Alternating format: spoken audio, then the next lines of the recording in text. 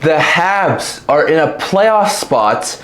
The Islanders have come back from the dead, and the Blues and Canucks continue to go toe-to-toe for the last wildcard spot in the Western Conference. We'll get to all the updates from our past couple days' game action coming up right now.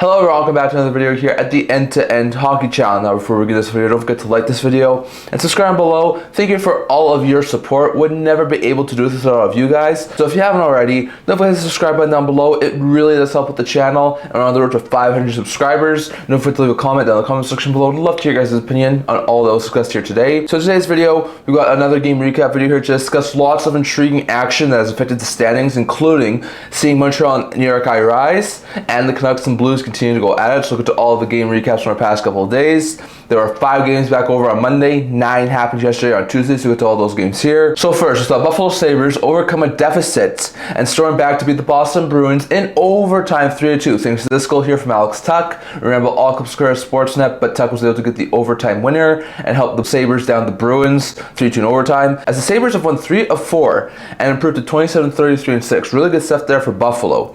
Well, the Boston Bruins have lost 3 straight, 7 of 8, and fall 30-30 and now in the year. They're still at 500. The Bruins are hurting right now. For the Sabres, Power had 3-point night, goal, 2 assists.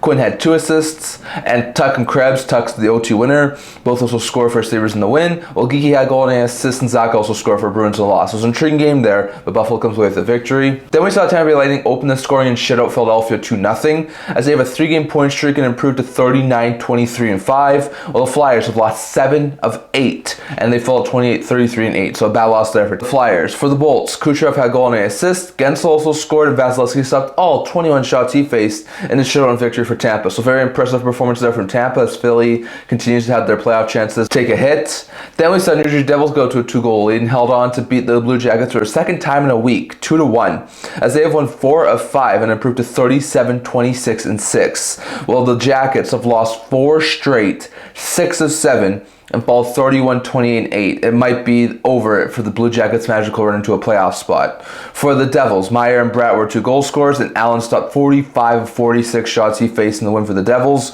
while Olivier was 1 goal scorer for the Jackets in the loss. So a bad loss there for Columbus as they fell at the hands of the Devils. Then we saw Toronto Maple Leafs score 5 unanswered goals and destroy the Calgary Flames 6-2 as they improved to 40-24-3. Big win there for Toronto. While the Flames, who are still in the heat of a playoff race, have lost 3 straight, 7 of 9, and fall to 30-25-11. Bad loss there for Calgary. For the Leafs, Matthews, who had 2 goals and an assist, Nylander, who had goal and 2 assists, both had 3-point nights. Domi had a goal and an assist. Marner and Oliver Ekman-Larsson both had 2 assists, and McMahon and Robertson both also scored for the Leafs in the win, while Anderson and Ball were 2 goal scorers for Flames in the loss. It was an intriguing game there, but the Leafs absolutely destroyed the Calgary Flames. Then we saw the Minnesota Wild score 3 unanswered goals, including this goal here from Matt Zuccarello, your Uncle Square Sportsnet. But Zuccarello was able to get the go-ahead goal with under 5 minutes left in the game, and the Wild was stormed back to beat LA 3-1, as they have a point 3 of 4 and improved to 38-25-5. While the Kings had their 5-game win and 6-game point streak end, and they fall 36-21-9. So a bad loss there for Los Angeles.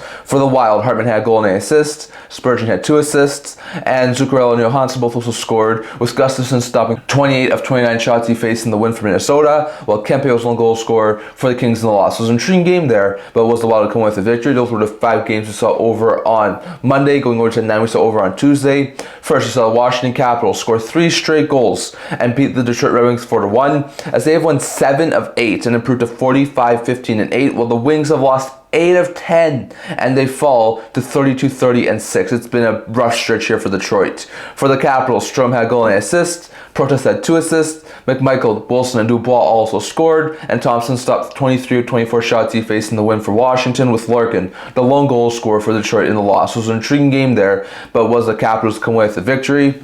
Then we saw the New York Islanders score 4 straight goals and came from behind to beat the Pittsburgh Penguins 4-2, as they have a 3-game point streak, a point 5 of 7, and improved to 31-28-8, and they are still in the hunt for a playoff spot, while the Penguins had the 4-game win streak end, and they fall 28-32-10. So it's a bad loss there for Pittsburgh.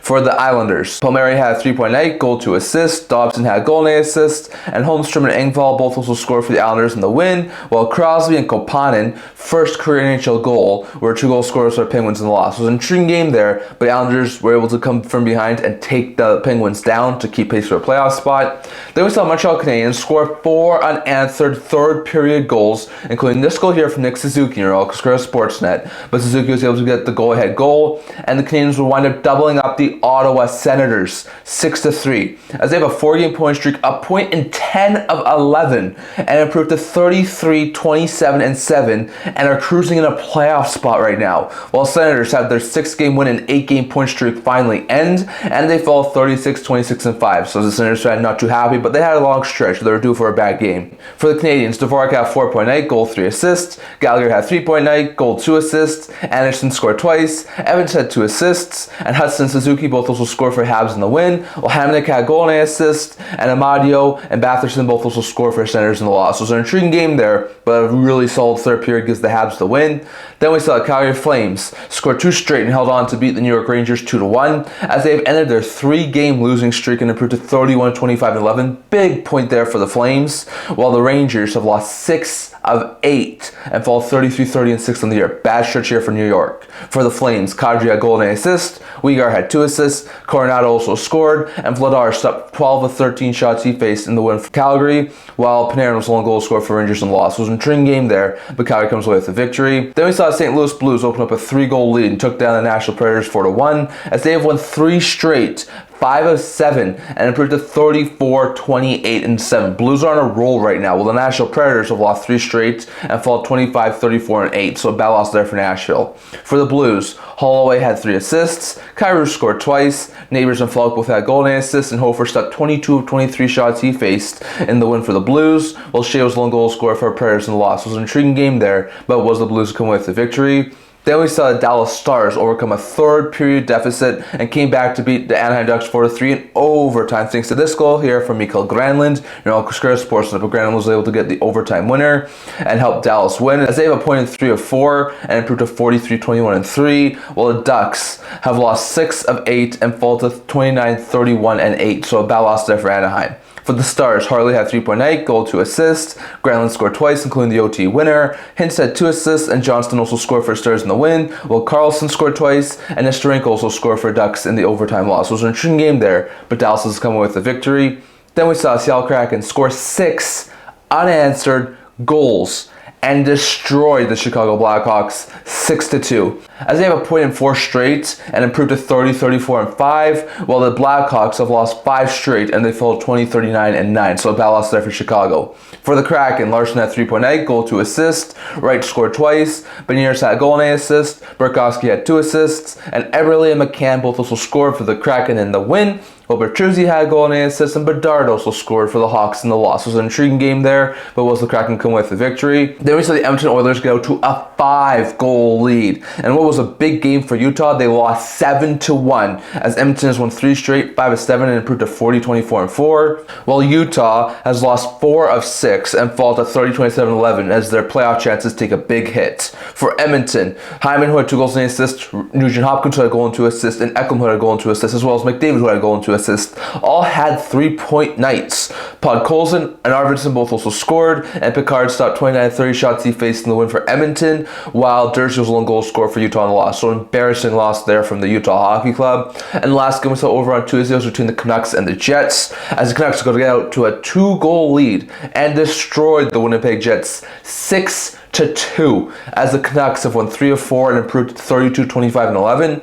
Well, the Jets had their 3-game win streak end, and they fall to 47, 18, and 4. That was a bad loss there for the Jets. For the Canucks, Special had 3-point night, 2 goals and an assist. Suter scored twice. Hoglander had a goal and an assist. Hughes had 2 assists, and O'Connor also scored for the Canucks in the win, while Iafallo and Ehlers were 2 goal scorers for the Jets in the loss. It was an intriguing game there. The Canucks got a massive 2 points against the Jets. Lots of intriguing games from the past couple of days. Just going over to see how it affected the standings as it sits right now. So as it sits right now, 6 teams have hit the 80-point plateau, including one team, the Capitals, who have hit the 90-point plateau. They're up to 98 points. Following them is the 86-point Carolina Hurricanes, 85-point Panthers, 83-point Bolts and Maple Leafs, and 80-point Devils. That top spot in the Atlantic Division, it's really entertaining right now with Tampa, Toronto, and Florida. Then you have 77-point Ottawa, who's still holding down the first wildcard spot even after the loss to Montreal. Then with the win over Ottawa. Montreal is now the second wildcard team with 73 points. Canadians are in a really good position right now